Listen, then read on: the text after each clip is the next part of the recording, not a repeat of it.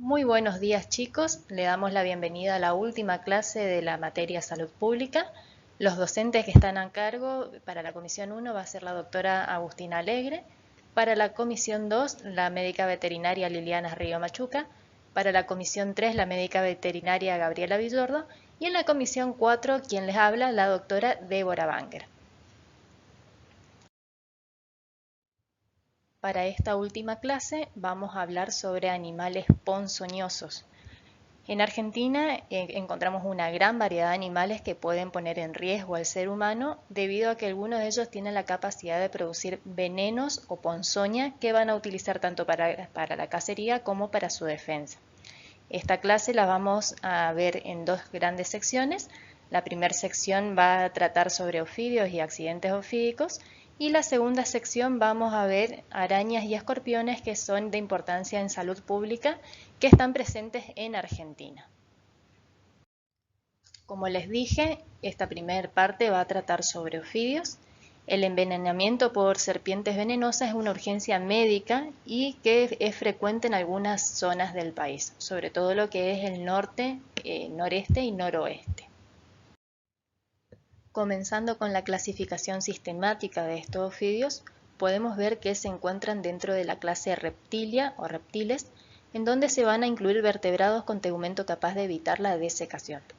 La fecundación en este caso se va a realizar fuera del medio acuático gracias a la presencia de órganos copuladores en el caso de los machos y la fertilización interna en el caso de las hembras. Dentro de esta clase se pueden encontrar dentro del orden Squamata o escamosos, en el cual la epidermis está totalmente cubierta por escamas. Esta epidermis se recambia periódicamente y por completo, lo que se denomina muda, durante toda la vida. Dentro de este grupo diverso se encuentran las serpientes, ¿sí? Dentro del suborden Ophidia o serpentes. Estas se van a caracterizar por la ausencia de cinturas escapulares y pélvicas y de miembros locomotores. En el caso de algunos boidios también podemos encontrar estructuras vestigiales de lo que era una cintura pélvica. También van a carecer de orificios auditivos y párpados. Dentro de este suborden serpentes se van a dividir en dos grandes infraórdenes que contienen a 25 familias. El primer infraorden es Scolecophidia, en el cual podemos encontrar a las serpientes ciegas, que son de hábitos fosoriales más que nada, y dentro del infraorden Aletinofidia vamos a encontrar a todas las serpientes que nos van a interesar. Dentro de este suborden serpientes u ofidios vamos a encontrar aquellas familias que son de importancia médica y aquellas familias que no son peligrosas. Dentro de las familias de importancia médica vamos a encontrar a la familia Viperidae, normalmente llamadas víboras, que pertenecen tanto al género Botrops, conocida más vulgarmente como yarará, y al género Crotalus, que es también conocida como cascabel. Por otro lado, también tenemos la familia Elapide, que encontramos el género Micrurus, en el cual podemos encontrar a todas las serpientes de coral.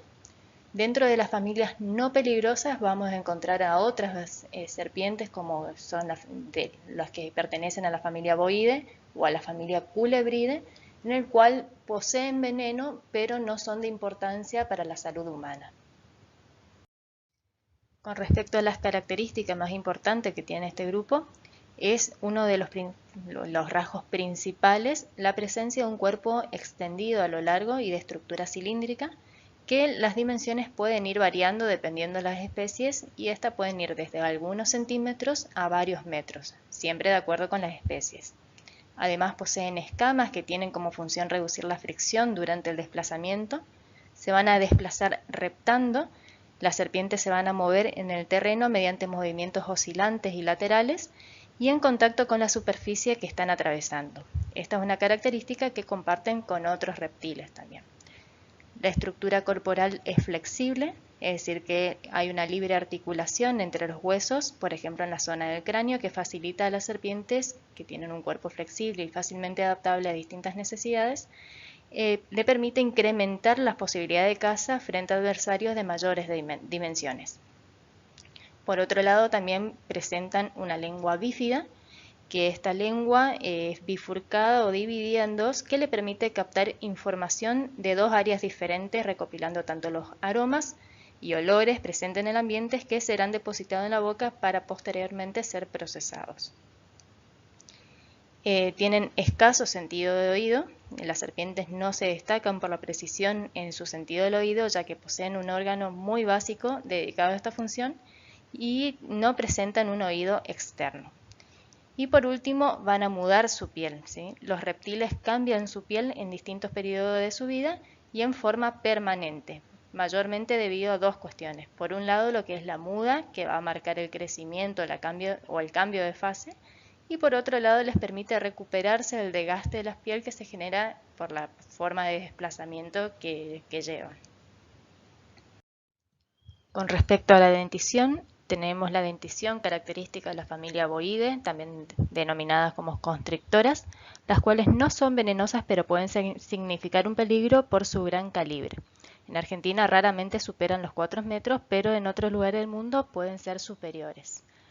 Tienen pupilas elípticas verticales debido a los hábitos nocturnos o crepusculares. Son ovíparas.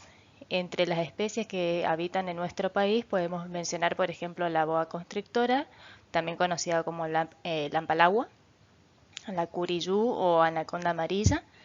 En este caso, todas las boas y la mayoría de las culebras poseen un tipo de dentadura denominada aglifa.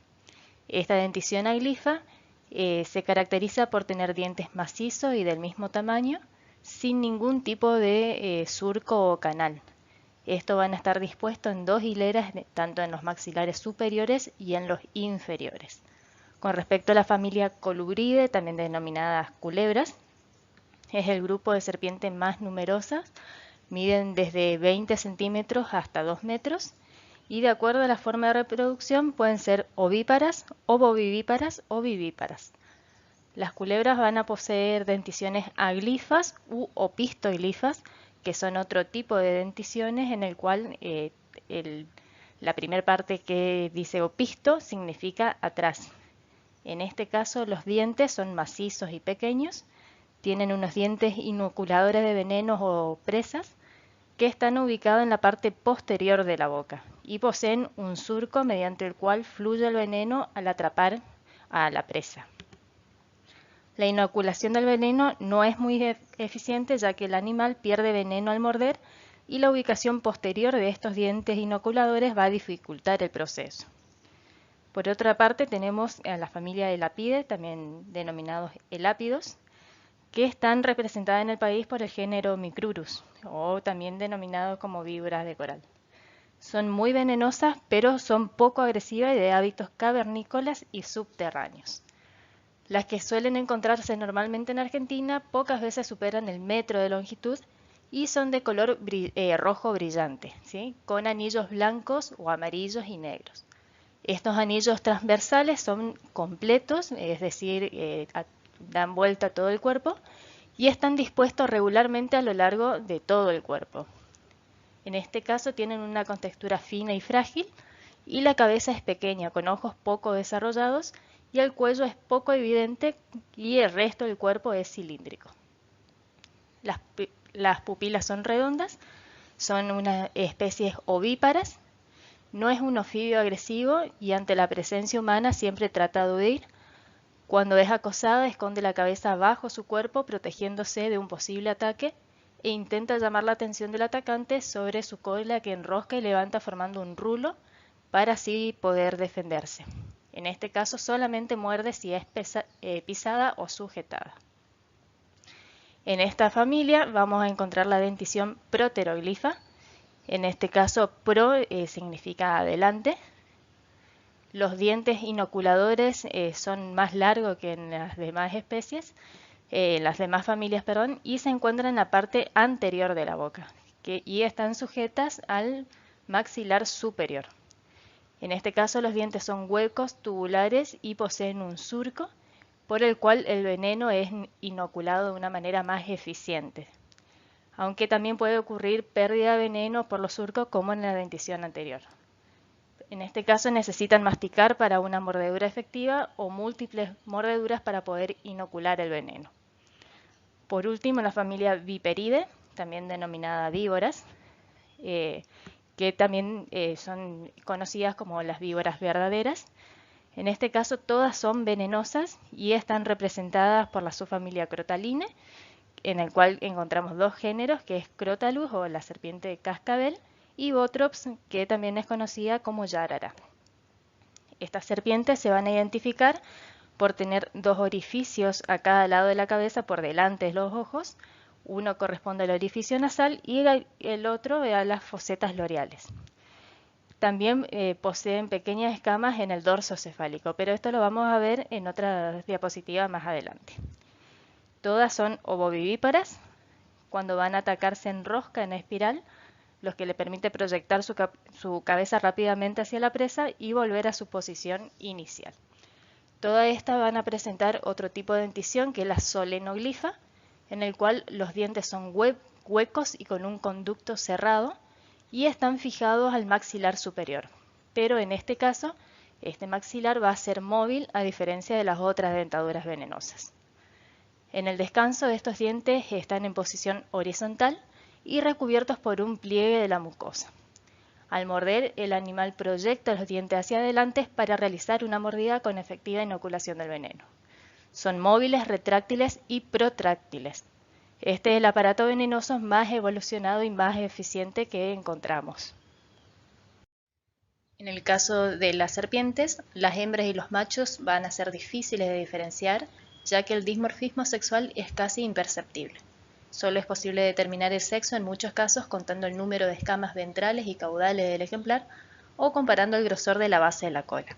También se utilizan análisis interno de la cloaca para poder llegar a diferenciarlos.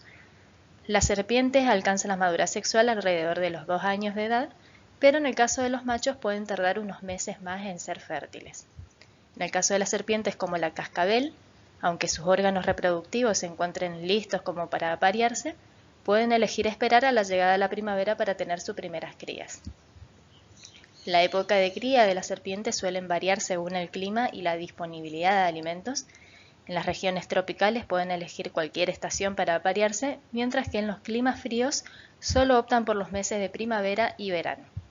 De igual manera, si las condiciones de alimentos no son favorables, pueden elegir no aparearse apelando primero al instinto de supervivencia. En este caso, la temperatura puede determinar el sexo de la descendencia, dependiendo de las especies de serpientes ovíparas en cuestión. El proceso hormonal que determina el sexo está influenciado por la temperatura ambiental a la que se incuba el huevo, y un desbalance puede dar como resultado el nacimiento de algunos ejemplares hermafroditas. Otras características peculiares de algunas especies, como por ejemplo también la cascabel, es que las hembras son capaces de retener en su interior el esperma luego del apareamiento y utilizarlos meses después para la fertilización de los huevos. De esta manera se pueden aparear en otoño y esperar hasta la primavera para concebir cuando las condiciones climáticas son más propicias. En este caso se la denomina como fertilización diferida también. El periodo de incubación de la serpiente es de 2 a 5 meses, según las especies, y su modalidad reproductiva, siendo ovíparas u ovovivíparas. La mayoría de las especies son ovíparas, apenas terminan de aparearse van a realizar las puestas, así que ya los embriones deben completar su desarrollo en el exterior hasta la eclosión. Las especies ovovivíparas, que en este caso la mayoría de las serpientes marinas, las víboras, boas y la cascabel, etc., van a mantener los huevos en el interior del oviducto hasta que los embriones estén listos para nacer. En este caso, las crías pueden ser expulsadas del interior de la madre, envueltas en una membrana gelatinosa, o pueden eclosionar inmediatamente después de realizada la puesta. Los huevos pueden tener diferentes apariencias en cuanto a color, tamaño o forma. Pueden ser blanquecinos o amarillos. También pueden ser redondos, elípticos u ovalados. La gran mayoría de las serpientes ovíparas no se va a involucrar en el cuidado de los huevos luego de la puesta. Sin embargo, hay casos, como el caso de las pitones, en el cual las hembras permanecen cerca del nido custodiándolo. Solo van a abandonar las inmediaciones de este nido para tomar agua y un poco de sol. Además puede transferir su temperatura corporal a los huevos enroscándose entre estos.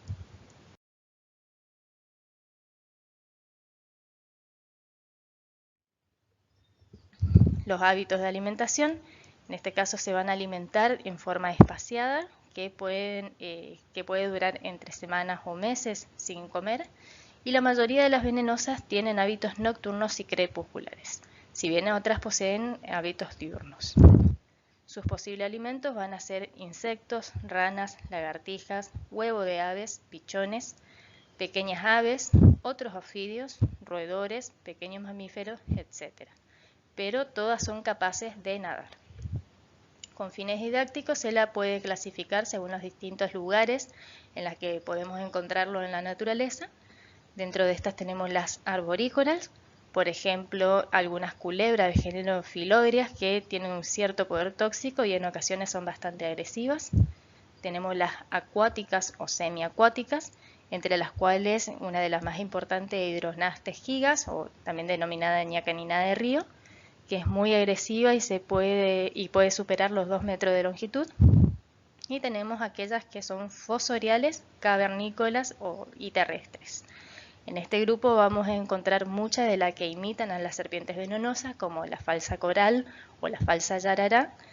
Y también tenemos que tener en cuenta que algunas especies venenosas pueden encontrarse ocasionalmente en el agua o muy raramente debajo de las ramas en la vegetación, que son las botrops. Asimismo, debe considerarse que Micrurus o la ave de coral son serpientes de hábitos semifosoriales, por lo que pueden llegar a encontrarse bajo la tierra. Existen en nuestro país más de 100 especies de serpientes.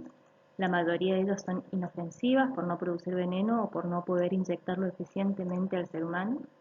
Algunas de ellas, como la falsa coral o la falsa yarará, presentan características morfológicas muy parecidas a las serpientes venenosas, pero tienen que tener en cuenta que igualmente cualquier ofidio que no sea venenoso puede provocar lesiones locales por acciones mecánicas directas en el acto de morder. A continuación se van a mencionar los principales grupos de serpientes de Argentina que se relacionan con las mordeduras al humano, con especial hincapié en las serpientes de la familia Viperidae y el Apidae. Estas van a ser de importancia médica por su aparato venenoso y toxicidad de esos venenos.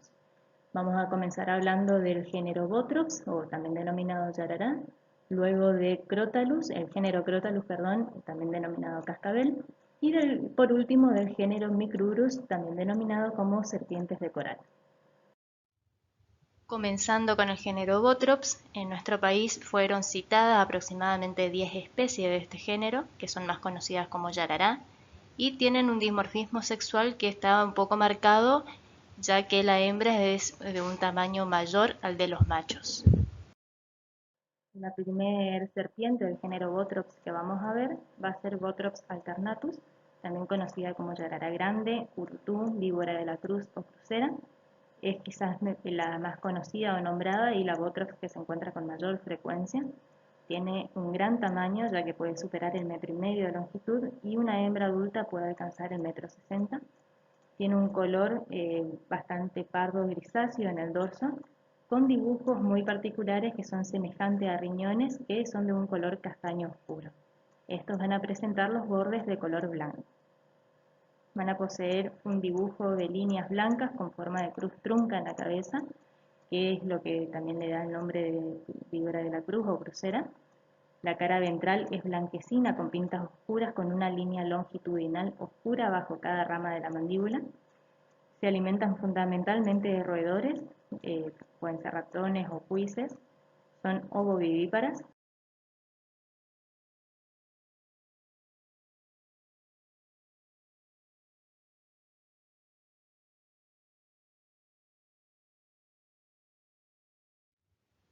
Y se distribuyen en nuestro país con mayor concentración en la Mesopotamia. Se las encuentra mayormente en el noreste y centro del país hasta Buenos Aires. La segunda especie que vamos a ver es Botros amoditoides, también denominada yarará ñata. Es la más pequeña de este género en Argentina. Es la víbora más austral del mundo. Una hembra adulta no supera generalmente los 60 centímetros. Su coloración general es marrón oscuro a negro, con dibujos de manchas irregulares más oscuras y dispuestas en zigzag. El nombre de ñata es dado por la forma que en general presenta el extremo de la cabeza, y en donde la modificación de las escamas de la zona nasal le da un aspecto de nariz respingada. Se va a alimentar de pequeños roedores y es ovovivípara como la anterior. En esta especie es la única o es la especie típica de Argentina, siendo nuestro país el único lugar donde puede hallarse. Están distribuidas mayoritariamente en el noroeste, centro y sur del país. Botrops diporus, también conocida como yarará chica, yarará overa, cabeza candado o yararaca pintada. En general no suele superar el metro o metro 20. En este caso una hembra adulta grande raramente mide un poco más de 1,20. La coloración es similar a las anteriores, pero en este caso los dibujos en la cara dorsal se van a asemejar a mariposas con las alas abiertas o también pueden presentarse como forma de reloj de arena. En este caso presentan dos manchas cerca de los vértices de estas bases mayores del reloj de arena, una en cada vértice, y los dibujos pueden ser bastante variables. La cara ventral es de coloración blancuzca o amarillenta y en general son bastante homogéneas. Es muy agresiva y veloz en el ataque, y su distribución básicamente se la encuentra más que nada en el noreste del país y centro.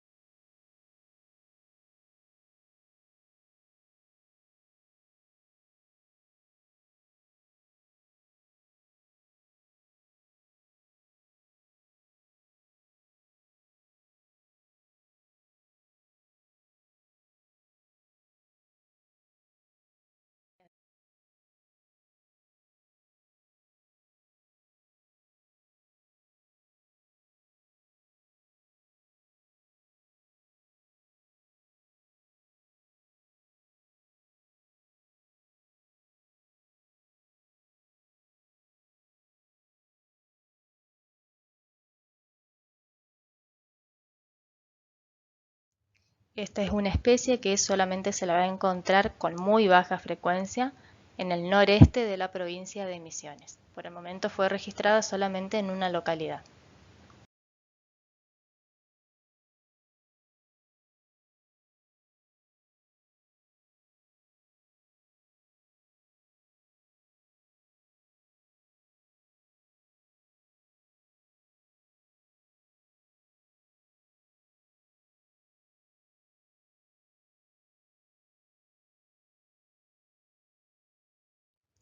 Esta especie solamente se la va a encontrar en la provincia de Misiones como la anterior, pero en este caso fue citada solamente para una localidad del noroeste de Misiones. Entonces, para hacer un repaso de este género, vamos a tener más que nada diferencias que se presentan en la coloración de la cabeza y en la coloración o en el patrón que presentan las manchas en el cuerpo. En el caso de Botrops alternatus, la yarará chica o la víbora de la cruz, podemos encontrar diferentes variaciones de estas manchas, mientras que las Botrops amnodites, diporus y alternatus también presentan variaciones en las manchas que presentan en el cuerpo. En el caso de amnodites, estas se podían presentar en forma de zigzag. En el caso de diporus se presentaban como alas de mariposas abiertas o con forma de reloj de arena. Y en el caso de las Botrops alternatus presentan formas arriñonadas con los bordes blancos distintivos. El envenenamiento botrópico es un envenenamiento potencialmente grave y letal que se produce por la inoculación del veneno de distintas especies de ofidio del género Botrops o yarará. La acción del veneno básicamente es inflamatoria aguda, potencialmente necrotizante. También van a encontrar que se la denomina como proteolítica. Es coagulante y paradójicamente esta actividad coagulante conduce a distintas hemorragias sanguíneas debido a la afibrogenemia que produce por consumo. También es vasculotóxica, que degrada las estructuras vasculares lesionando los endotelios y aumenta la permeabilidad vascular, y también es hipotensora. El cuadro clínico de este envenenamiento produce alteraciones locales y sistémicas compatibles con síndromes histotóxicos, hemorrágicos e hipotensivos que pueden conducir a la muerte. Si bien el veneno de las distintas especies de Botrops no es idéntico, el envenenamiento se traduce en un cuadro clínico similar. Este se puede presentar con manifestaciones locales y manifestaciones generales. Las manifestaciones locales, los signos locales comienzan inmediatamente tras la inoculación del veneno, en el cual se ven inflamaciones, dolores muy intensos, edemas que no dejan signo de Godet, equimosis, ampolla de contenido serohemático, y se observa la impronta de los dientes inoculadores del animal. En el transcurso de los días pueden progresar a una necrosis en un porcentaje pequeño de los casos, produciéndose una escara que al desprenderse deja una úlcera de evolución tórpida. La necrosis también puede ser profunda, con pérdida de gran extensión de tejido muscular, llegando en algunas ocasiones, sin el tratamiento adecuado, a producirse la pérdida de las extremidades. Potenciales secuelas invalidantes son la amputación de falanges o todo el dedo, o de distintas cicatrices retráctiles con alteración anátomo-funcional del área comprometida. Con respecto a las manifestaciones generales, los signos sistémicos, que tienen un periodo de latencia de aproximadamente 30 minutos y consisten en trastorno de coagulación sanguínea hasta incoagulabilidad, que se traduce en alteraciones en el coagulograma o con o sin hemorragias. Puede existir otras manifestaciones generales como epigastralgia, náuseas, vómitos, taquicardias, hipotensión, que en muchas ocasiones son premonitorias de la evolución del choque circulatorio. Puede existir algún compromiso renal que se traduce en una disminución de la diuresis y alteraciones hidroelectrolíticas. Puede evolucionar insuficiencia renal aguda, sobre todo si el manejo terapéutico no es el adecuado y la administración del antiveneno se retrasa. El diagnóstico de este envenenamiento clínicamente es bien diferenciable de otros envenenamientos por serpientes, y el diagnóstico se basa más que nada en el antecedente de la mordedura de manera excepcional, que puede faltar este dato, y está siempre asociado al cuadro clínico compatible y a la prolongación del tiempo de coagulación. El segundo género que vamos a ver de importancia sanitaria en Argentina va a ser el género Crotalus, también conocido como serpiente de cascabel, que se va a diferenciar de otras serpientes por tener una estructura córnea en la punta de la cola, conocida como crótalo o cascabel. Estas van a estar formadas por una hilera de canutos achatados, huecos y articulados entre sí, que emiten un sonido característico al golpearse uno con otros a causa de movimientos vibratorios que el ofidio hace cuando se siente amenazado. Son animales grandes que pueden llegar a medir hasta 1,50 m y pesar más de 34 kilos. En la región dorsal tiene un color pardo claro, con manchas romboidales de color marrón grisáceo, con los bordes blancos o amarillentos. El vientre es de color amarillo o blancuzco uniforme, posee escaso dimorfismo sexual y es capaz de atacar rápidamente desde una posición enroscada con la cabeza hacia el centro. Esta especie es la única especie que existe de este género en nuestro país. En este caso vamos a contar con Crotalus terrificus, que también denominada víbora de cascabel, y fue citada en las provincias de NEA y centro del país. El envenenamiento crotálico es un síndrome potencialmente letal en donde la acción de veneno tiene tres acciones principales. Es neurotóxica, miotóxica, que produce lesiones de las fibras musculares esqueléticas, y coagulante. Esto produce alteraciones en el tiempo de coagulación y puede causar hemorragias sanguíneas por consumo del fibrinógeno. El cuadro clínico puede presentarse como manifestaciones locales y manifestaciones generales. En cuanto a las manifestaciones locales, son muy mínimas, se caracterizan por eritema leve, que por lo general no son dolorosas, inclusive hay algunos casos que producen anestesia de la zona mordida. Las manifestaciones generales van a aparecer rápidamente, pudiendo presentarse visión borrosa, lo que sea disminución de la agudeza visual, apoptosis palpebral, parálisis neuromuscular progresiva, dificultad para hablar, mialgias y oscurecimiento de la orina sobre todo. Aproximadamente la mitad de los casos pueden presentar trastorno de la coagulación sanguínea hasta incoagulabilidad y manifestaciones generales como náuseas, vómitos, sudores, somnolencias, etc. En algunos envenenamientos más graves pueden producirse parálisis respiratorias e insuficiencia renal aguda, y los signos y síntomas neurológicos se van a mantener alrededor de 2 semanas y desaparecen gradualmente sin dejar secuelas aparentes. El diagnóstico se basa más que nada en los antecedentes de la mordedura de la serpiente, asociado al cuadro clínico compatible y a las alteraciones de los exámenes de laboratorio, principalmente la presencia de mioglobinuria o la orina se presenta más oscura y el aumento de las enzimas indicadoras de daño muscular. Por último, vamos a tener aquellas serpientes pertenecientes al género Micrurus, también conocida como víboras de coral. Estas serpientes habitan preferentemente en climas cálidos y húmedos con lluvias frecuentes, aunque también se la puede encontrar en regiones frías y secas como algunas zonas de la precordillera e incluso la Patagonia. Son serpientes de hábitos subterráneos y fosoriales. Podemos encontrar varias especies en Argentina. La primera es denominada Micrurus coralinus o también coral de anillos negros, que es la más pequeña de todas, y en este caso los anillos negros que se disponen en su cuerpo se presentan de a 1, a diferencia del resto que aparecen de a 3. Estas coralinos solamente se encuentran en Misiones y no suelen hallarse frecuentemente. Por otro lado también tenemos a Chirocryptus, que también era conocida antiguamente como Baliocoryphus.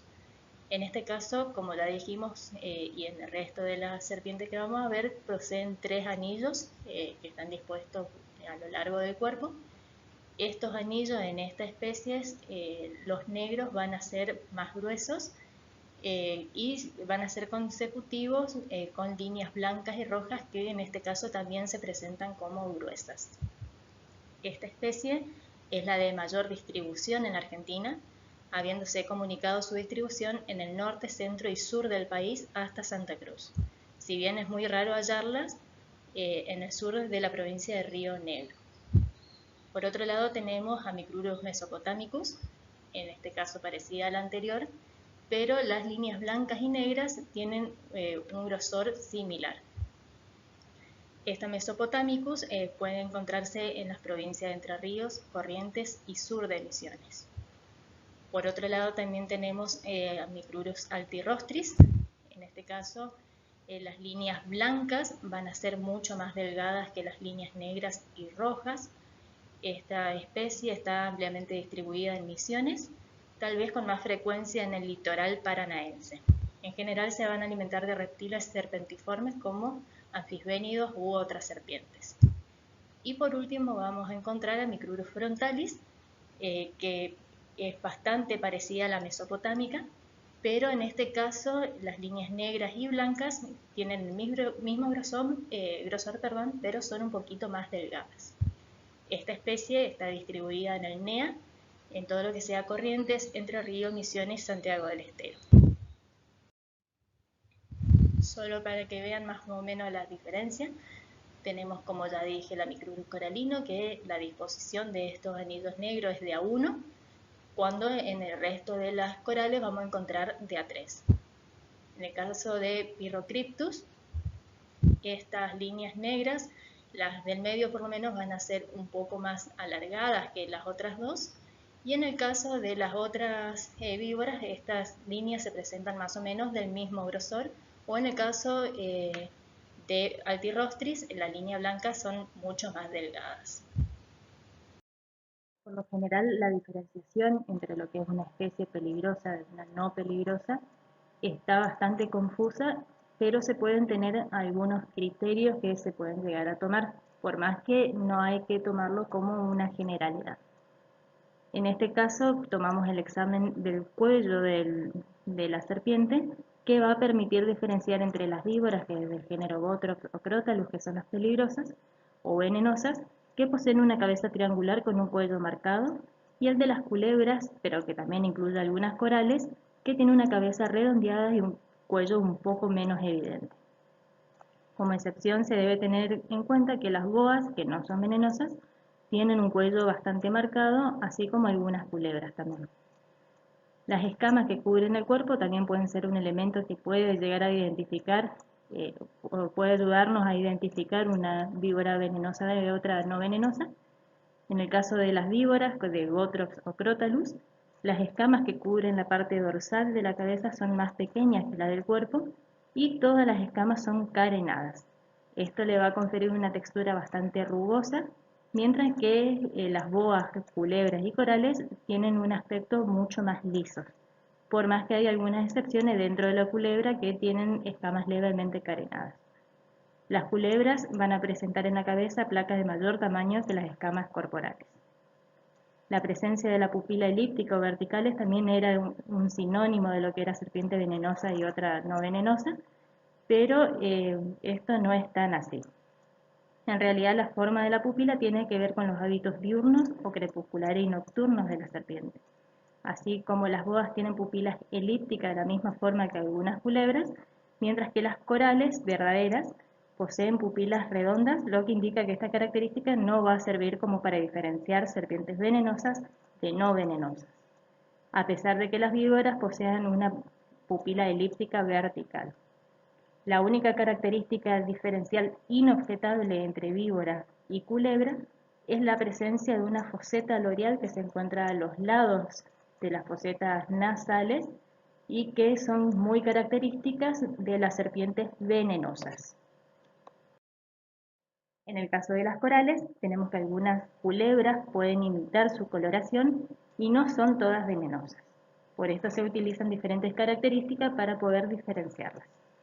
La característica fundamental es la presencia de patrones de banda impar de una o tres bandas negras que están completamente cubriendo el ancho del cuerpo y son bien nítidas, a diferencia de las falsas corales, que estas bandas se presentan como incompletas, es decir, en la parte ventral no están unidas y se presentan de uno o dos pares. Son bastante irregulares y totalmente incompletos en algunas especies. El tamaño de los ojos también nos puede sacar de la duda, ya que la presencia de ojos pequeños comparado con el tamaño de la cabeza no indica que es verdadera. El envenenamiento elapídico es considerado un envenenamiento grave producida por serpientes del género Micrurus.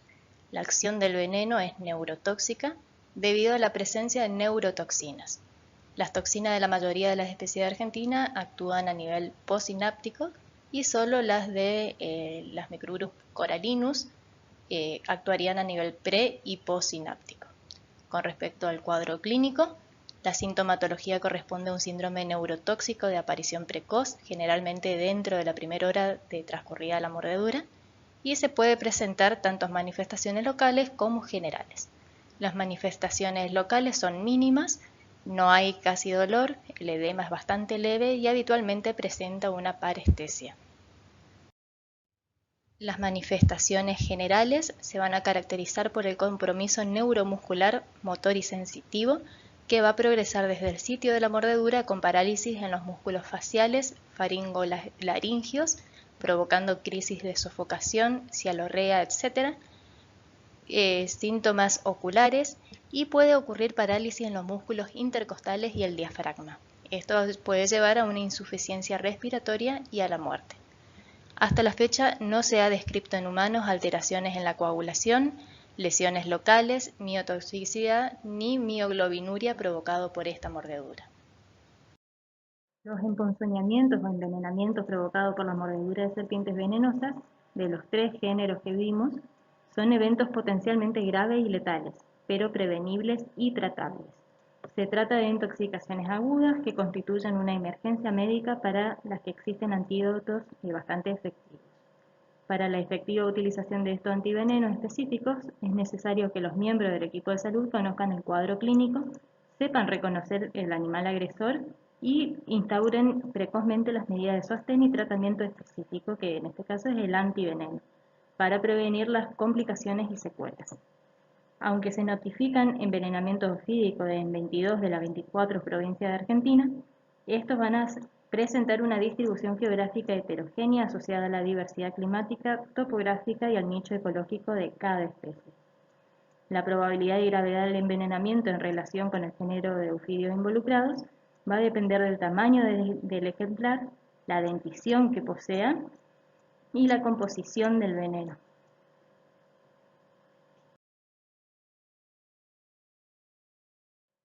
Con respecto a la epidemiología del accidente ofídico en Argentina, en estudios previos se han identificado que aquellas víboras del género Botrops son responsables del 96,6% de las mordeduras, con cifras significativamente inferiores para Crotalus, que es del 2,8%, y Micrurus del 0,6%.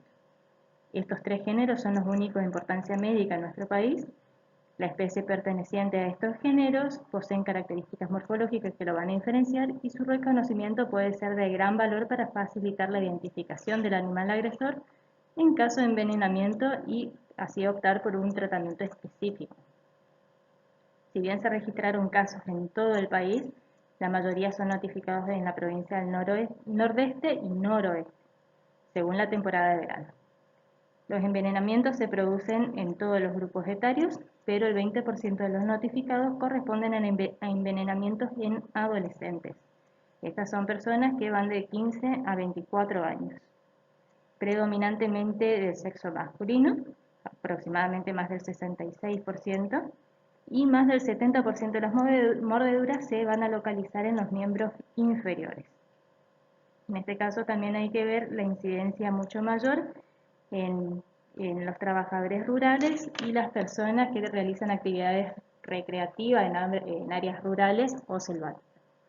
La vigilancia epidemiológica de estos envenenamientos es de gran importancia para identificar los riesgos y conducir acciones destinadas para su vigilancia. Las medidas de prevención en el accidente ofídico se da más que nada en la prevención, la distribución adecuada de antiveneno en las provincias y en el control médico de las mismas. La orientación en las acciones sanitarias deben ser más que nada para investigación, promoción, prevención y control. Se aconseja para zonas ofidiógenas, mantener el espacio peridomiciliario con pasto corto, libres de malezas y residuos que puedan atraer roedores, que constituyen uno de los principales alimentos de estos ofidios. Usar vestimenta adecuada, como pantalones largos con botamangas anchas y botas de caña alta. Tener precaución al atravesar áreas poco conocidas, como bosques, zonas inundadas o senderos. No introducir las manos en huecos de árboles, cuevas, nidos y fogones abandonados. Y en el caso de alguna mordedura, evitar cazarla o tomar a la serpiente con las manos. El tratamiento podemos verlo de distintas fases. El primer tratamiento que va a recibir una persona van a ser los primeros auxilios. En este caso hay que mantener al paciente acostado y tranquilo, verificando sus signos vitales, hacer una limpieza local de la herida, comunicarse con algún centro de salud, preferentemente de mediana complejidad, para el traslado o la atención al paciente. Las medidas que no se deben tomar es, por ejemplo, no realizar torniquetes, no succionar, no realizar incisiones y no dar bebidas alcohólicas al paciente. Como tratamiento de sostén se hace una asepsia de la herida, se vacuna, en este caso el paciente que no tenga una vacuna antitetánica previa, y se hace una cobertura con antibióticos, en este caso por las infecciones secundarias que se pueden presentar. El tratamiento específico es la administración de un antiveneno correspondiente a la identificación del agente involucrado o de acuerdo al cuadro clínico y alteraciones de estudios complementarios. La administración debe ser realizada por vía endovenosa y la dosis del antiveneno se administrará en la misma cantidad para niños y para adultos. Y con respecto a las repercusiones en caso de desastre natural, con respecto a las inundaciones, lluvias, sudestada, etc., terremotos o tornados, la cantidad de mordedura de ofidio suele elevarse por la movilización de las serpientes consecuentes a estos fenómenos. Los sueros antiofídicos que se encuentran en Argentina se llaman monovalentes o monoespecíficos cuando son producidas con el veneno de una determinada especie y polivalentes o poliespecíficos cuando son producidos con los venenos de varias serpientes. El producto es valorado de acuerdo a la capacidad de neutralización de la acción letal de una cantidad determinada de veneno específico, siendo esto probado en ratones. La edad o el peso del individuo no son variables que modifiquen la dosis a suministrar. En este caso, los niños deben recibir igual dosis que los adultos. Los antivenenos solo deben administrarse en un hospital o centro médico bajo estricta supervisión de un profesional. La distribución de estos antivenenos se realiza a través del Programa Nacional de Control de Enfermedades Zoonóticas del Ministerio de Salud de la Nación y se encuentran a disposición del personal de la salud de los centros antiponzoñosos, cuyos datos se van a encontrar en la guía de centro antiponzoñoso de la República Argentina, que pueden encontrarlos en internet.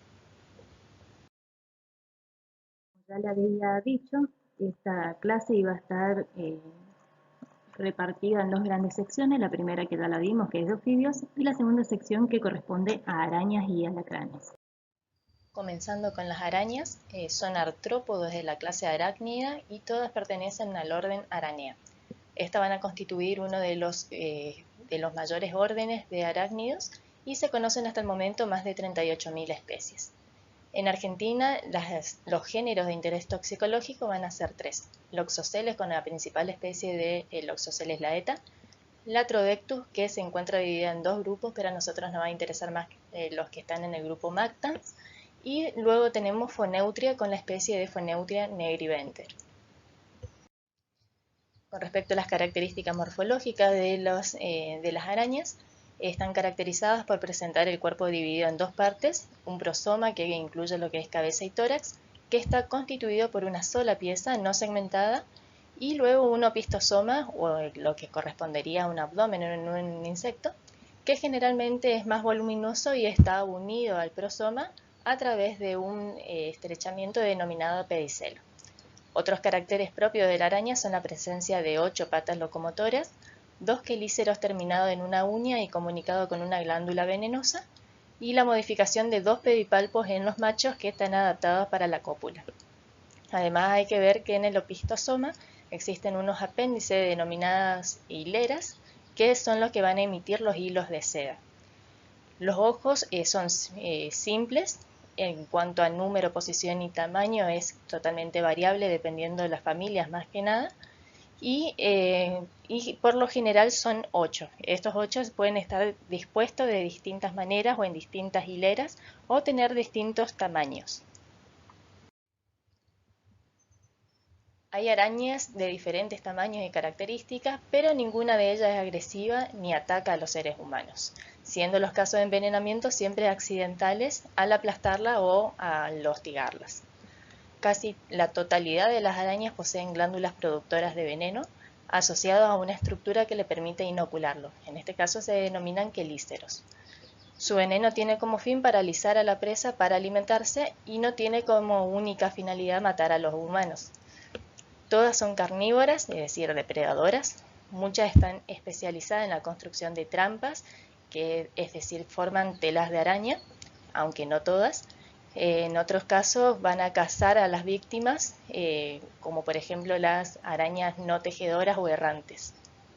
Los insectos van a constituir la mayor fuente de alimento, pero también existen otros artrópodos que también caen en esta alimentación. Las arañas van a estar distribuidas en casi todo el mundo y en todos los ambientes. La mayoría son solitarias, pero algunas poseen una organización social bastante definida. Con respecto a la reproducción, tiene complejos patrones de cortejo por parte del macho sobre todo, y no todas las especies son agresivas. Hay algunas que son muy dóciles e incluso asustadizas, las cuales poseen pelos urticantes como defensa. Comenzando con las arañas de importancia sanitaria en Argentina, comenzamos con el género Loxosceles, que se la conoce vulgarmente como araña marrón de los rincones o araña violinista. La principal especie es Loxosceles laeta, aunque no es la única especie en Argentina, siempre se la suele mencionar como responsable de los envenenamientos en los humanos. Es una araña pequeña, el cefalotórax de la hembra va a medir aproximadamente 12 milímetros sin contar las patas. Es de un color tostado, marrón o marrón grisáceo, con una pequeña depresión que la mayoría de las veces tiene un aspecto parecido a un violín, por eso el nombre de araña violinista. Va a presentar 6 ojos dispuestos en 3 pares que van a estar distribuidos en forma de V corta. El cefalotórax es bajo, no sobrepasando la altura del abdomen. Los quelíceros son pequeños y para observarlos, así como en el caso de los ojos, se va a necesitar sí o sí una lupa. Con respecto a la biología, forma una tela que es bastante irregular, adherente a algodonosa, y en el caso de que se la encuentre puede ayudar a un correcto diagnóstico de la especie. Posee hábitos domiciliarios, preferentemente prefiere lugares secos y oscuros. Se encuentran detrás de los muebles, carteleras, zócalos, cuadros, espejos, en hendiduras que se encuentran en las paredes, en el interior de los roperos, etc. Puede ser encontrada también fuera de la vivienda, pero siempre en lugares protegidos de la luz solar directa. Tiene hábitos sedentarios, con mayor actividad durante la noche, en donde busca las presas. El temperamento no es agresivo, generalmente no pica, excepto cuando es apretada o aprisionada contra el cuerpo, y en muchos casos se encuentran entre la vestimenta, la ropa de cama, de baño o en el calzado. La reproducción se caracteriza por un dimorfismo sexual, también tiene una metamorfosis incompleta, en este caso los huevos que se encuentran en la ovoteca, que por lo general son un poco más de 89 huevos en una ovoteca, son protegidas por la madre. Tienen un complejo cortejo por parte del macho, en el cual incluye más de 11 patrones de movimientos diferentes, y se la encuentra en Argentina, más que nada con hábitos intradomiciliarios, y se pueden encontrar en toda la superficie del país. Pueden ser encontradas en provincias tanto de clima húmedo como seco, siendo resistente a temperaturas bajas o al calor. El segundo género de importancia sanitaria va a ser Latrodectus, o también conocida como viuda negra. En este grupo Mactans, que como le dije anteriormente, encontramos a las principales. En este caso vamos a ver sobre todo Latrodectus mactans, que es una de las mayores responsables de los envenenamientos. En este caso va a poseer una temida reputación debido a que su veneno se considera 15 veces más fuerte que la de una cascabel, produciendo dolores musculares, parálisis de diafragma, náuseas, etc. Pero solamente es letal en niños y en personas enfermas. Esta araña es de color negro y se caracteriza por poseer un opistosoma globoso con una mancha roja ventral en forma de reloj de arena. El cefalotórax de la hembra adulta mide entre 8 y 15 milímetros y el macho es bastante más pequeño, llegando a unos 3 milímetros. Va a presentar 8 ojos dispuestos horizontalmente en 2 líneas paralelas de 4 ojos cada una. Con frecuencia las viudas negras tienden a colocarse en posición vertical sobre su tela de araña, mostrando su distintiva mancha roja como señal de advertencia.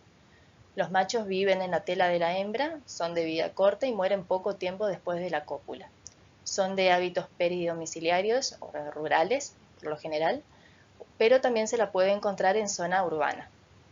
Se las encuentra frecuentemente al aire libre y en general, pero no siempre, a nivel del suelo, haciendo tela entre los escombros, maderas, rastrojos, huellas secas, estiércol, etc. También se la puede encontrar entre las cortezas o los huecos en los árboles. Su tela es muy resistente y muy desorganizada, son de costumbres furtivas, generalmente no son agresivas y cuando se sienten amenazadas van a huir o se dejan caer de la tela adquiriendo una posición de muerta con las patas cerradas y con el vientre hacia arriba. La mayoría de los casos de picaduras son a causa, se producen porque son aprisionadas contra el cuerpo de la víctima. En el caso de estas arañas, la mayoría van a vivir aproximadamente un año. Con respecto a la reproducción, es posible que la araña viuda mate al macho después de la cópula, pero no siempre fue documentado esto. En este caso, los machos van a ofrecer su esperma y lo van a colocar en un lugar para que luego las hembras la coloquen en su cuerpo. Los huevos que se formarán son colocados en una bolsa que ella va a tejer a partir de la seda. Estas arañas tejen grandes telas en el cual la hembra cuelga uno de sus capullos con cientos de huevos y las crías se van a dispersar poco tiempo después de nacer, pero la tela siempre va a permanecer en su lugar. En Argentina se la encuentra en casi todo el territorio, desde Salta hasta Tierra del Fuego, y se la encuentra normalmente fuera de las casas. Los accidentes se pueden producir entre los meses de noviembre y abril, mayoritariamente de acuerdo a las temperaturas, ya que se las encuentra prácticamente inactiva en los meses de frío. Por último tenemos al género Phoneutria, también conocida como araña de los bananos o araña soldado.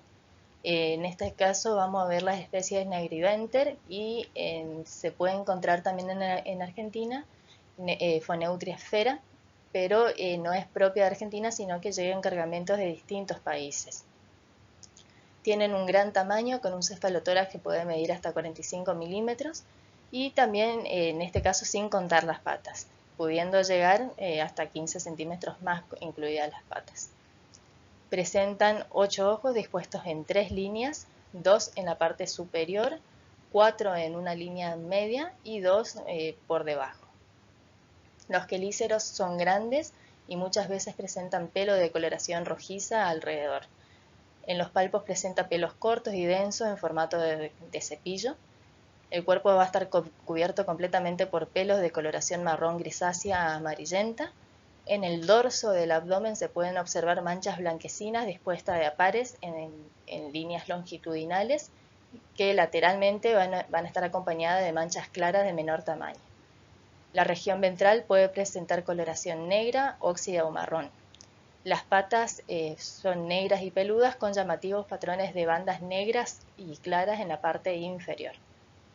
Presentan un comportamiento agresivo cuando se sienten amenazadas, asumiendo una posición de defensa que incluye el levantamiento de los 2 pares de patas anteriores.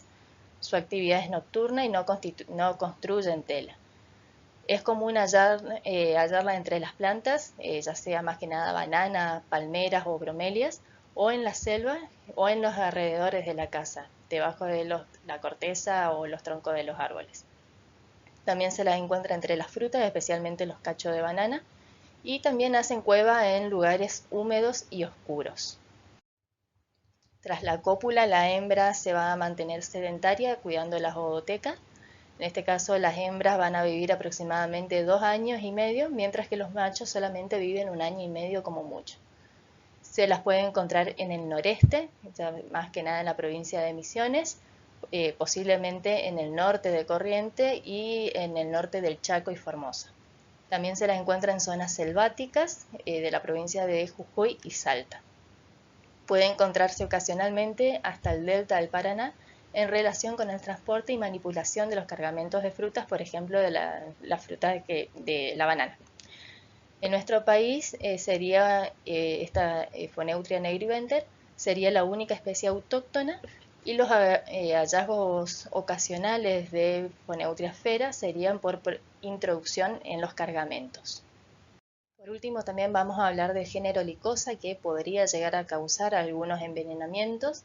Esta es una familia muy numerosa, no solo en especies, sino también en cantidad de individuos, y se les encuentra en todas las regiones del mundo. Son muy comunes en Argentina. En este caso también el nombre común de este género es araña lobo o araña corredora de jardín. En todos los casos se va a identificar a la especie Lycosa erythrognatha o Lycosa raptoria como responsable de las formas leves de araneísmo en Argentina. Son arañas medianas o chicas que miden entre 10 milímetros hasta 3,5 centímetros. Su aspecto es robusto y piloso, de color gris castaño oscuro, y en el tórax poseen unas bandas oscuras longitudinales. Los 8 ojos que presentan son homogéneos, diurnos, dispuestos en 3 filas distintas, 2 de tamaño mediano, superiores y bastante separados entre sí, 2 más grandes un poco más unidos en la región central y 4 más pequeños en una hilera curva en la región más inferior. El cefalotórax es más largo que ancho y más o menos elevado en la parte de adelante.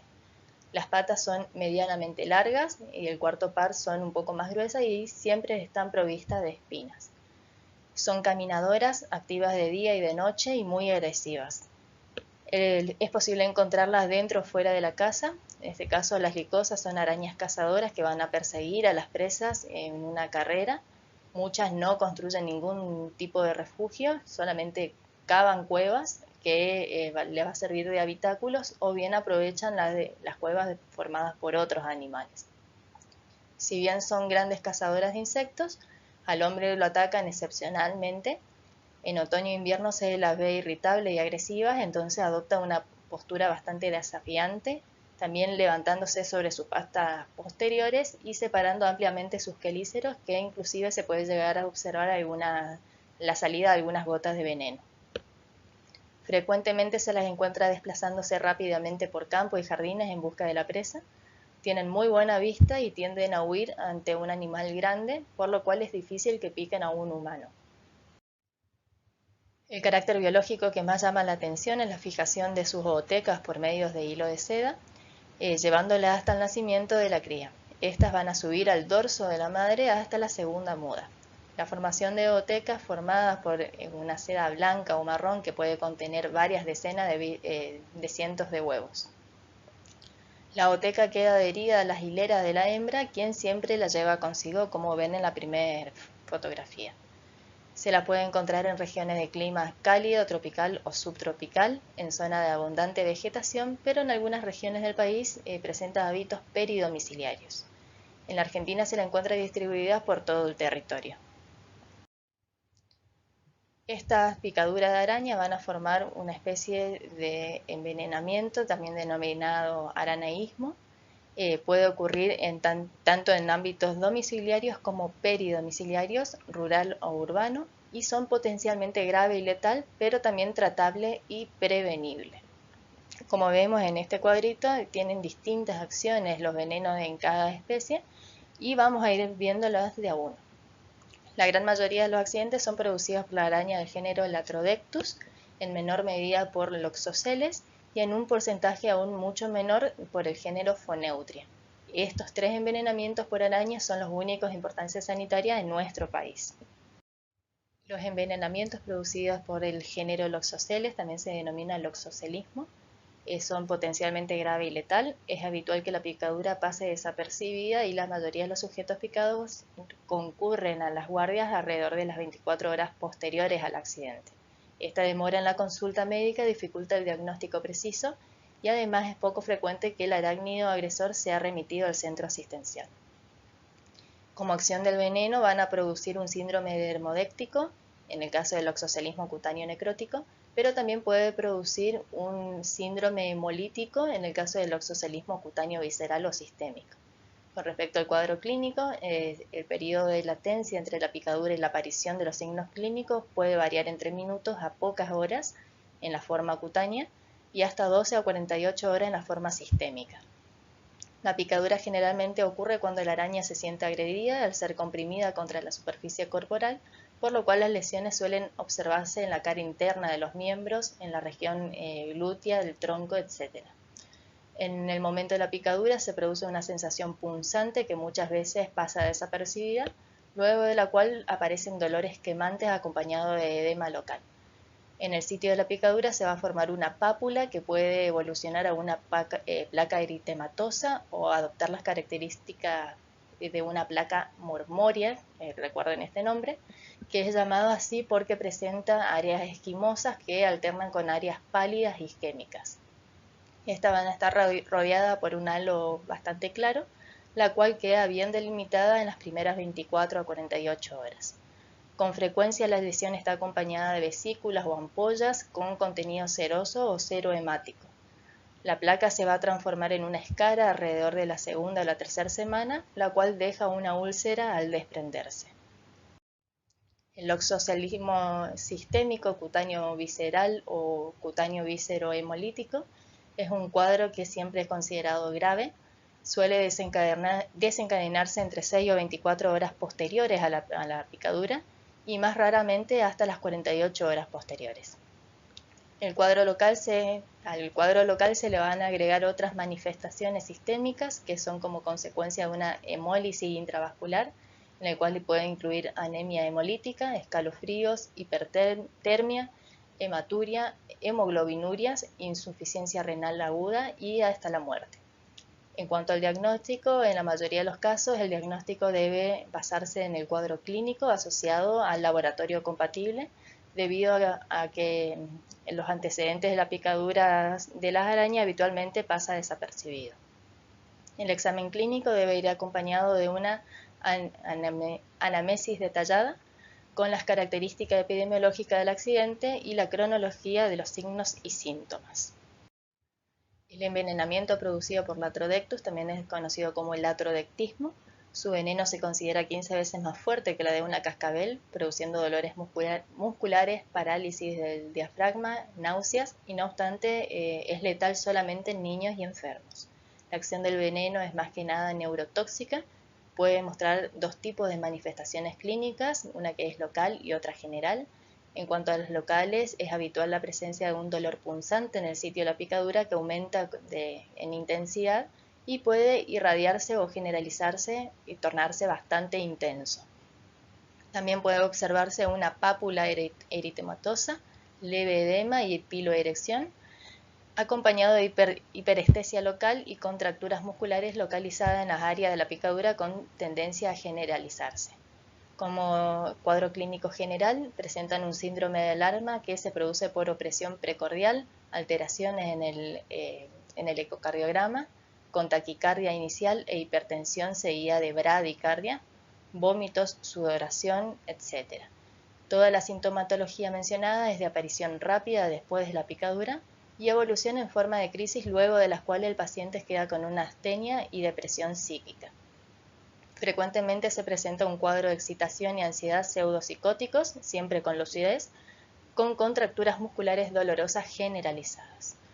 Como diagnóstico, el diagnóstico de este envenenamiento es únicamente clínico y se basa en una adecuada historia clínica de la mordedura de arañas que origina manifestaciones neuromusculares con fasciculaciones que son consistentes con este tipo de arácnido. Sin embargo, las manifestaciones clínicas de envenenamiento pueden variar de acuerdo a las especies de Latrodectus. Las investigaciones de laboratorio rara vez se requieren y no existe un estudio analítico para la detección del veneno de esta araña en ningún fluido biológico. Por último, el envenenamiento por foneutria, foneutrismo o tenismo también conocido, es también un cuadro clínico agudo potencialmente grave. La acción del veneno también es neurotóxico. Se presentan manifestaciones locales y generales como cuadro clínico. En el caso de las locales, la picadura ocurre preferentemente en las manos y en los pies. De inmediato se produce un dolor punzante intenso por acción traumática de los grandes quelíceros que tienen y la acción directa del veneno que puede irradiarse con característica de parestesia en todo el miembro afectado. Las marcas en el sitio de punción son visibles y próximos a este pueden observarse edema, sudoración, hiperemia o fasciculaciones musculares. Con respecto a las manifestaciones generales, el cuadro local puede ser acompañado por compromisos sistémicos de taquicardia, hipertensión arterial, sudoración profusa, excitación psicomotriz, visión borrosa, vómitos, cialorrea sobre todo, diarrea y en los casos más severos se puede ver una hipertonía muscular, hipotensión arterial, shock y edema agudo de pulmón.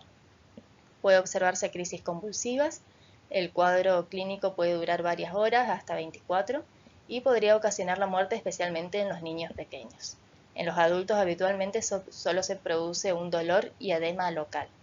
Con respecto al diagnóstico, en la mayoría de las oportunidades el diagnóstico se va a facilitar porque el accidentado refiere la picadura de su cuerpo y además la araña suele ser visualizada por su gran tamaño. No existen exámenes complementarios que faciliten este diagnóstico. Con respecto a la prevención, es bueno un aseo cuidadoso y periódico de la vivienda y alrededores, revocar las paredes y colocar cielos rasos en los techos, cuando el caso lo requiera colocar alambre tejido tanto en puertas y ventanas, examinar y sacudir las prendas de vestir colgadas en las paredes o dejadas a secar en el exterior, el calzado o todos los objetos depositados en el suelo que le puedan servir de albergue. Precaución al manipular muebles viejos y materiales abandonados en depósitos. Revisar periódicamente cuadros, pizarrones u otro objeto de escasa movilización colgado en las paredes para el oxocelismo. Alejar las camas de las paredes. Inspección cuidadosa de los medios de locomoción, transportes, cámaras subterráneas. También tener una precaución en la remoción de escombros, troncos caídos, piedras, al introducir las manos en los huecos de los árboles, paredes, hoyos en el suelo en el caso de latrodectismo. Tener especialmente cuidado en las zonas endémicas del Latrodectus al ingresar a las viviendas, tanto leñas, vegetales o materiales que permanecieron en el exterior por mucho tiempo. En zonas rurales usar camisas de mangas largas, botas y si es necesario guantes para evitar el latrodectismo. Cuidado en la manipulación y transporte de frutas y plantas, ya sea bananas y palmeras, en el caso de foneutrismo. ¿Cómo combatir a las arañas? Solamente cuando sea necesario se pueden utilizar las fumigaciones con productos adecuados, considerando que el combate no se puede recaer solo en el procedimiento, sino que se debe aplicar medidas descritas anteriormente. Las acciones que deben evitarse ante la picadura de una araña es no aplastar la araña contra la piel, ya que esto produce las picaduras sobre todo, no perforar, quemar o aplicar sustancias irritantes en los lugares de la picadura y sobre todo no succionar el lugar de la picadura. La gran mayoría, como lo dije anteriormente, de estos accidentes por arañas son producidas por el género Latrodectus, en menor medida por el género Loxoceles y en un porcentaje mucho menor por la araña Foneutria.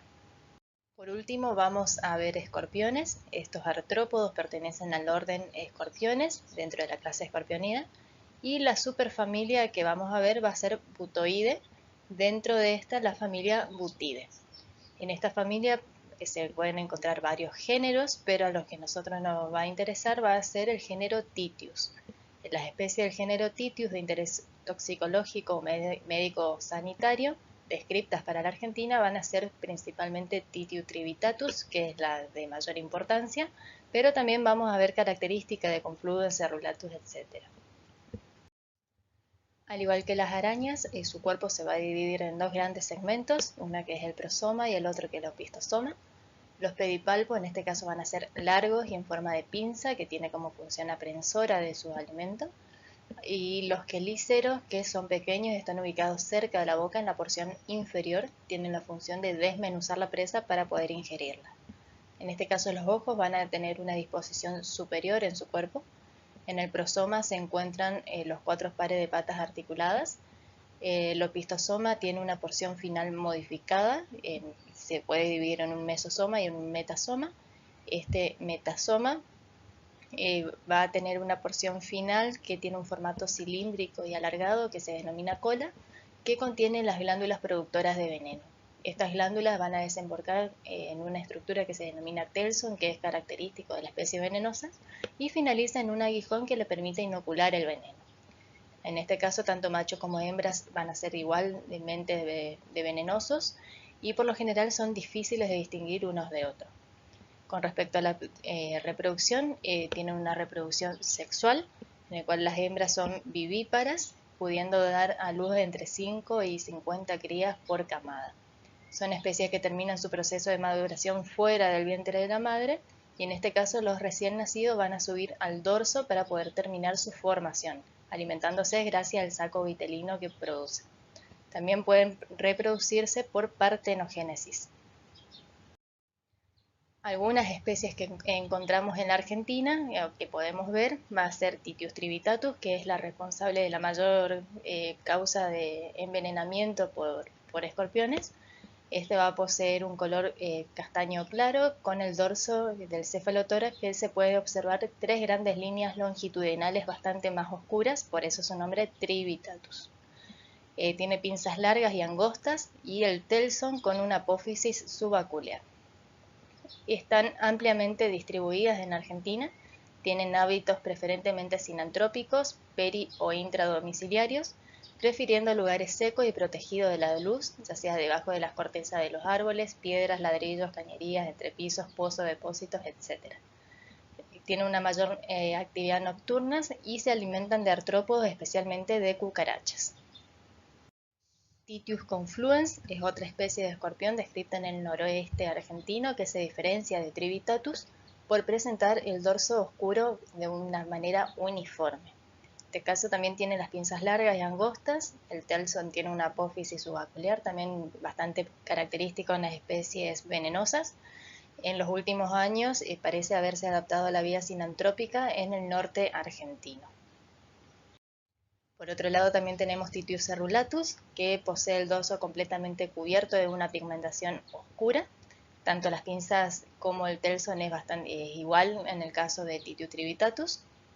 Y se puede diferenciar claramente de todas las otras especies de Argentina por la presencia de una cérula que consiste en 3 o 4 dentículos de gran tamaño en el borde dorsal posterior del segmento anal y no se encuentra presente en ninguna otra especie de escorpiones en el país.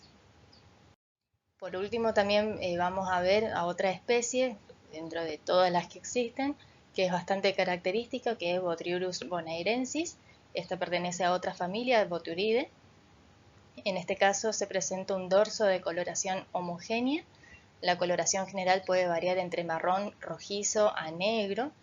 En este caso las pinzas son cortas y gruesas, el telson no tiene una apófisis subacular y no presenta ningún riesgo sanitario. En este caso se dice que son no venenosos para los humanos. En este caso también vamos a nombrarlo porque la picadura es muy dolorosa aunque no tiene veneno suficiente. Se hallan muy frecuentemente en el conurbano bonaerense o otras grandes ciudades del país. A diferencia de Trivitatus, habitan en el peridomicilio, siendo común verlos en los jardines durante los meses cálidos principalmente. La picadura por escorpiones también es denominado escorpionismo. Es el cuadro clínico potencialmente grave y letal que se produce por la picadura o inoculación de veneno de distintas especies de escorpiones, en este caso del género Titius. En Argentina el envenenamiento es una causa occidental que ocurre preferentemente en áreas urbanas y en los ámbitos domiciliarios y peridomiciliarios, siendo tratable y prevenible. En Argentina hasta la actualidad los accidentes graves y muertes en los seres humanos se ha asociado más que nada a las especies de Titius trivitatus y Titius confluens, y las otras especies de Titius presentes en nuestro país no serían por el momento de importancia sanitaria. Si bien al pertenecer al mismo género podrían ser también potencialmente peligrosos, no hay evidencia de la toxicidad de su veneno. En este caso se va a tratar de intoxicaciones agudas que constituyen una emergencia médica para la que se cuenta con un antídoto efectivo. La acción del veneno en este caso es neurotóxico. El cuadro clínico presenta manifestaciones locales y sistémicas. Con respecto a las locales, en el sitio de aguijonamiento, la mayoría de los accidentes refiere a un dolor al que describen como agudo, punzante y muy intenso, que puede expandirse hacia regiones contiguas. Otras manifestaciones locales son sensación de hormigueo o hipoestesia local, pudiendo agregarse también contracturas musculares fibrilares en el área afectada, piloerección y sudoración localizada sin producción de daño tisular. Las manifestaciones sistémicas, a todo lo anterior se le suma un compromiso del sistema nervioso autónomo que puede poner en riesgo a la vida del paciente. La aparición es más común en los niños, siendo rara en mayores de 12 años. Las manifestaciones que pueden observarse son alteraciones cardiovasculares, ya sea taquicardia seguida por una bradicardia, son complicaciones respiratorias también, hipersecreción glandular, sobre todo lo que sea cialorrea, rinorrea o sudoración, dolor abdominal intenso, diarrea y vómito. Cuando estos vómitos pasan a ser muy profusos, son considerados como un signo de gravedad, al igual que los trastornos del sensorio como confusión mental, temblores o convulsiones. El diagnóstico para esto se basa más que nada en antecedentes de la picadura asociado al cuadro clínico compatible. En accidentes, en niños pequeños puede ser más difícil recabar el dato sobre el emponzoñamiento, por lo cual los antecedentes epidemiológicos asociados a un cuadro clínico adquieren una relevancia diagnóstica. Como medidas de prevención y control, hay acciones que se deben evitar, como por ejemplo apretarse o perforar el área de la picadura, quemar o aplicar soluciones sobre la misma o intentar retirar el veneno con la boca. Las medidas de prevención y control que se pueden tomar en la mayoría de los accidentes que se producen en los domicilios, pueden ser preventivas y están orientadas más que nada a evitar el ingreso de los alacranes a la casa y tener precauciones en aquellos sitios donde se los puede encontrar. Como protección personal, podemos revisar y sacudir las prendas de vestir o los calzados antes de ponerse, especialmente si han quedado tirados en el suelo. Sacudir la ropa de cama antes de acostarse o acostar a un bebé o un niño. En las patas de las cunas se puede colocar frasco de vidrio para evitar el ascenso de los alacranes. Tener precaución cuando se examinan cajones o estantes. Retirar progresivamente los elementos de su interior en lugar de introducir la mano o revolverlos. Evitar caminar descalzo en zonas donde se conozca la presencia de los escorpiones. Como protección intradomiciliaria se puede utilizar rejillas sanitarias o de trama adecuada con una protección sanitaria en desagües de ambientes y sanitarios. Controlar la entrada y salida de cañerías, así como aberturas y hendiduras. En las puertas y ventanas conviene colocar burletes donde no queden hendiduras. También pueden utilizarse alambres tejidos como mosquitero y hacer lo mismo con las rejillas de los desagües. Revocar las paredes, reparar las grietas en pisos, paredes y techos y controlar cámaras subterráneas, cañerías, sótanos, hueco de ascensor o cualquier oquedad en las paredes en las que puedan encontrarse. Como en el ámbito peridomiciliario, se puede realizar aseo cuidadoso y periódico de las viviendas y sus alrededores, efectuar control de la basura para reducir la cantidad de insectos que sirven de alimento de los escorpiones, en este caso sobre todo las cucarachas, revisar cuidadosamente la hojarasca y los escombros y evitar juntarlos con las manos. Los escorpiones pueden encontrarse en áreas rurales, debajo de corteza de árboles, piedras, o también se pueden encontrar en zonas urbanas como sótanos, túneles, depósitos, etc. Por lo cual se recomienda mantener especial cuidado cuando se examinan estos lugares oscuros y húmedos. Puede utilizarse también en algunos casos aves de corral como patos o gallinas, que son predadores de estos escorpiones. Y por último, como última alternativa y con asesoramiento especializado, se utilizará la aplicación de los plaguicidas de baja toxicidad por un personal entrenado. Nunca aplicar los plaguicidas sin haber seguido primeramente las recomendaciones sobre los métodos de prevención en el ambiente habitado. Con respecto a los tratamientos que existen para los distintos emponzoñamientos, en este caso tanto de arañas como de escorpiones, se van a encontrar en Argentina, en algunos casos o en la mayoría se produce acá. Existen distintos antivenenos para la Latrodectus. El suero actúa efectivamente para la neutralización de los venenos de todas estas especies que vemos acá y viene en una presentación de una ampolla. En todos los casos, la cantidad de ampolla que se tiene que poner va a depender más que nada del sujeto o de la edad del sujeto o de la gravedad del emponzoñamiento. Tenemos también antiveneno loxoscélico que actúa efectivamente contra la picadura de Loxosceles laeta, que es la de importancia sanitaria acá. El antiveneno de Foneutria, que actúa efectivamente contra la picadura de distintas especies, pero sobre todo de Foneutria nigriventer. Y el antiveneno de escorpiones, que está efectivamente neutralizando los venenos de Titius trivitatus y Titius confluens. También tenemos que ver que existen dos antivenenos más producidos en Brasil contra los venenos de Titius cerulatus. En este caso el antiarácnido, hay un antiarácnido que también se utilizó mucho para estas especies que neutralizan el veneno de Titius cerulatus y brindan protección cruzada contra el veneno de Titius trivitatus, dado que ambos venenos poseen varias toxinas muy similares. Las intoxicaciones producidas a partir de la inoculación de veneno por animales. La actividad que está desarrollando la persona en el momento del accidente nos permite decir que la ocurrencia de los accidentes con ofidios es muy alta en las cercanías de las casas. Esto se puede asociar a que los ofidios se alimentan de roedores que a su vez aprovechan los restos de comidas que existen en el alrededor de la casa y que tanto ofidios como roedores van a competir en hábitos nocturnos. La incidencia de accidentes ofídicos se da mayormente en pies, manos y piernas. Los accidentes arácnidos guardan estrecha relación con las tareas rurales de recolección y cosecha, por lo que en la época de ocurrencia de los accidentes estaría más relacionada con el tipo de tarea que con los ciclos estacionales. En accidentes arácnidos, en adultos, no hay una ubicación anatómica preferencial y la picadura se produce tanto en la parte superior como en la inferior del cuerpo. En caso de ofidismo, se recurre a la consulta bastante más rápidamente que en los casos de picadura de araña, ya que la mordedura se detecta en el momento que ocurre, es claramente apreciable y el accidente no pasa. Por último, los accidentes producidos por animales ponzoñosos corresponden a un 74,8%, más que nada a escorpiones, seguido por un 14,7% de arañas y solamente un 10,5% producidas por las serpientes. Los accidentes por serpientes fueron comunicados mayormente en las provincias del noroeste y noreste de la Argentina, que es casi más o menos un 73%, siendo la más importante en las provincias de Misiones con un 18% y luego en Santiago del Estero con un 16,9% de los casos.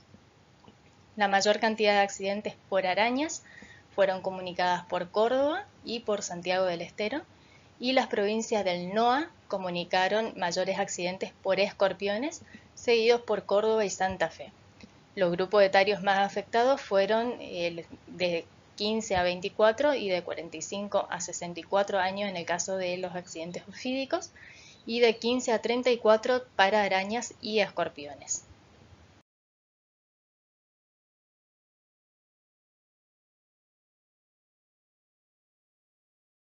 Muy bien, ahora sí pasamos a las actividades prácticas. Para estas actividades prácticas del día de la fecha vamos a tener dos actividades distintas. La primera va a ser la resolución de un cuestionario sobre envenenamientos que se puede encontrar en la página, en el aula virtual, denominado como cuestionario número 21 de envenenamientos.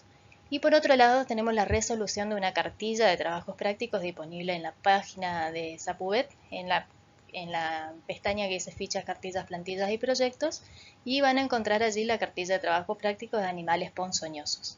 Esta van a tener que descargar, resolver y luego subir a la sección tareas del aula virtual. Para estas dos actividades van a tener disponibles desde las 9 del día martes 27 hasta las 12 horas del día viernes 30 de octubre. Las correcciones de devolución del ejercicio se va a realizar a través del aula virtual en la sección comentarios, de manera individual como en otras ocasiones, y la devolución de estos trabajos será hasta el lunes 2 de noviembre a las 23:59 horas.